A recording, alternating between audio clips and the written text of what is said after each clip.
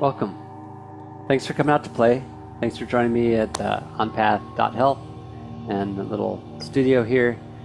And we'll be focusing on moving meditation today, but I'm a little bit early, so I thought we'd talk about a few things. And one of the things that is helpful when we're putting together our self-care package and the things that we do for ourselves and different seasons and different reasons, we have different things that help us out when we're maintaining health, taking care of something that's already going on, or just dealing with the routine and the regularity of managing life stress and the things that come with stress physiology and emotional and psychological stress. So having moving meditation is really a powerful way to get the mind into the heart and into the body. And we do that through our breathing, we do that through our movement and focusing of our mind. Bringing those three keys together really helps us to make a bigger picture while we tune in and become more concentrated within ourselves and the experience that we're having in the moment.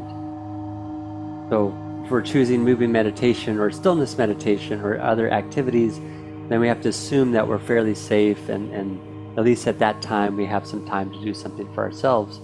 So given that,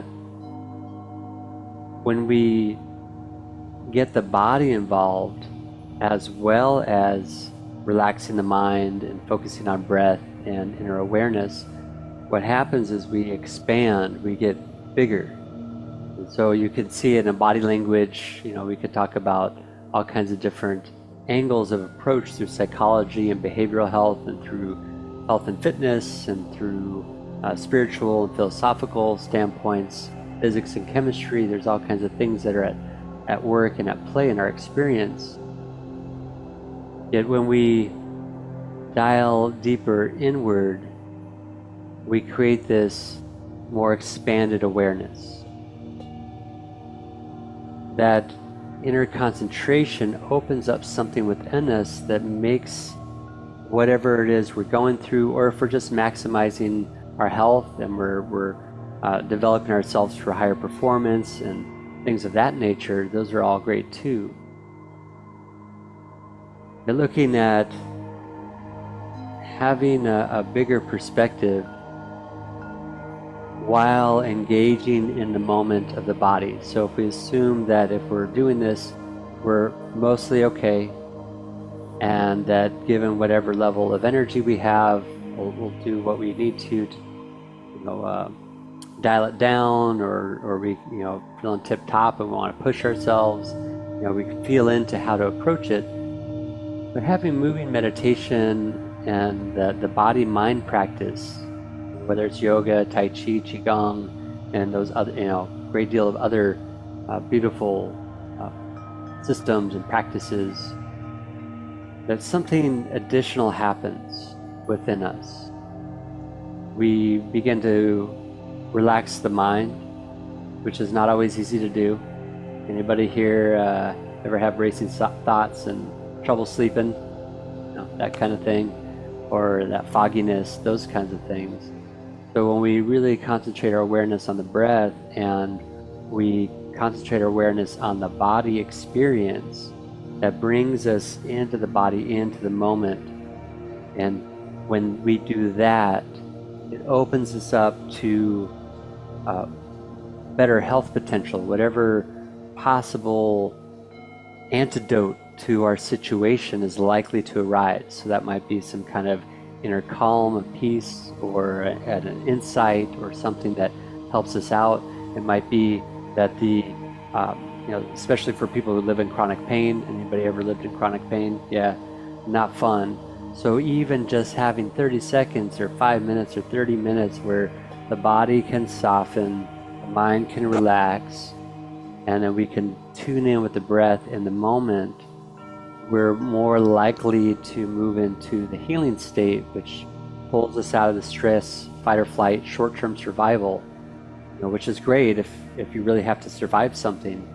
Most of us are in some kind of state of psychological, emotional stress, existential, and some of it's environmental. We're workplace stress, or depending on where you live and what's going on in your environment, it might be real danger. So not to belittle the reality of stress and survival, yet if we're safe enough and we're doing something for self-care, for health and healing, or to raise our energy, expand our ability to focus our mind and have a bigger perspective, whatever our goal is, we're more likely to experience that when we come in to a more centered, stable place within ourselves.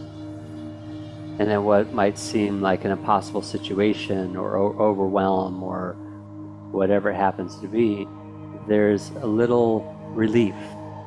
Pain could subside, or maybe I can actually move my arm where I couldn't really move my arm before, or what my brain was chewing on and I couldn't let it go. Finally, like, all of a sudden I realized, I'm not thinking about that anymore. And you're like, oh wow. So meditation doesn't mean emptying the mind. It can happen if you move into, typically if we look at beta state, that's awake, active, engaged externally. That could include stress mode, hyper-analytical thinking, being alert, and things like that.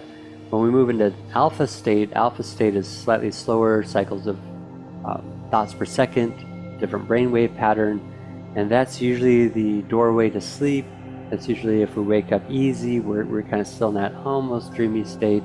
If we're doing some art or really focused on a project or a conversation and time seems to, do something different than it normally feels, we're probably in an alpha state where we're internally and externally focused. That happens a lot in moving meditation. The mind gets a job to do. Where do I put my hand? How do I breathe? And all those kinds of things helps to get the mind out of problem solving into feeling, into being in the breath, being in the body. And then, with stillness meditation, and once you're skilled at moving meditation, but once you get the hang of it and the movements, then you're less concentrated on how to move and you're more tuned in with the feeling in the body and movement and the sensation, and you can actually get to very powerful deep states of meditation and relaxation, which is really where this is all going, is moving into that deeper relaxed state where the body will resume its highest functioning, cell division and everything that takes place with the GI and the immunological processes and the things that get shut down when we're stressing out. The body doesn't care about processing the sandwich and absorbing nutrition and elimination when we're trying to survive the next moment. So that makes us superhuman, and we can overcome, great physical feats and all kinds of things like that. It's not as fun when we don't actually get to run or fight or actually work it out. So hopefully we don't have to do too much of that in our life. So as we're moving through those states, we might end up in a theta state, a deeper state, or delta, which are the same brainwave patterns that you move through when you're in sleep. Light sleep, REM, and deep sleep. You're going to move through those cycles. And when you're in delta state, that's the slowest cycles of thought per second. And that's when your body really gets to focus on the body and healing. So with stillness meditation and moving meditation, we're actually able to get into those states and let our body do its thing. And if you encounter delta state, it'll be like, oh, you disappeared, and then you're back, and you're like, oh wow, what happened? Time passed, and I wasn't really as aware of the fact that I was in a body, or that thoughts came slow. It almost feels empty. So those are enjoyable states. Alpha state's a nice place to be, in terms of moving meditation, in terms of how to work through my life. So if I can maintain alpha state, the flow state, being in the zone, where I'm internally and externally aware, where I'm picking up on things that are intuitive, and I'm really in tune with, whether it's an athletic situation, dance, or art or music, or solving a problem, or studying in school, or having one of those talks or having a meeting, if I can regulate my breath, if I can regulate my body, and that helps my mind ease back, to gear down. And it doesn't mean less smart. It means more open to just not just the thinking mind, which can and can't be helpful depending on the situation and what you have to work with, and what emotions are feeding the mind at that time. So as we tune into the body movement, and for me, just a little Andy history, in the early days of Kung Fu when I was 16, and we got called in to do Qigong, standing, or slow movement stuff, and Tai Chi. That was challenging for me to get still. So for me, having Kung Fu and Tai Chi and Qigong and having movement focused in the beginning, that actually helped to condition me to where now stillness meditation is so much fun. It's like a superpower. It's just tuning in, and that has its place, right? To be able to go into those really powerful, deep places within ourselves and allow the body to heal and allow life to recondition and calibrate according to our vibration, our internal resonance. Yet moving meditation is a lot more practical because, unless you're living on top of the mountain or you're a nun in a monastery or a priest or whatever, some mystery school where you're secluded and all you do is cut wood, and carry water and cook your meals, and you're meditating and taking care of your environment. Otherwise, you're dialed in. There's something powerful about being able to bring this into your reality. Even if things feel like they're heating up and things are going on, to be able to dial in, to feel at least calm enough to handle what's going on and to broaden ourselves so that we're a bit bigger, we're more full, we're more concentrated in the center, like a light bulb turned on bright, concentrating in the center and shining bright in all directions. So that's the kind of benefit that we experience when we're even able to experience stress physiology, yet stay calm in the breath and focus in the mind. Then that's really a powerful place too. So those are just some of the ideas that we'll be experiencing. There's all kinds of different mechanics and systems and energy pathways and body movement and level of strength and flexibility. There's all kinds of components. How do I feel, and how's my energy feel to begin with? Am I fatigued? Do I feel like I'm, can conquer the day? Whatever.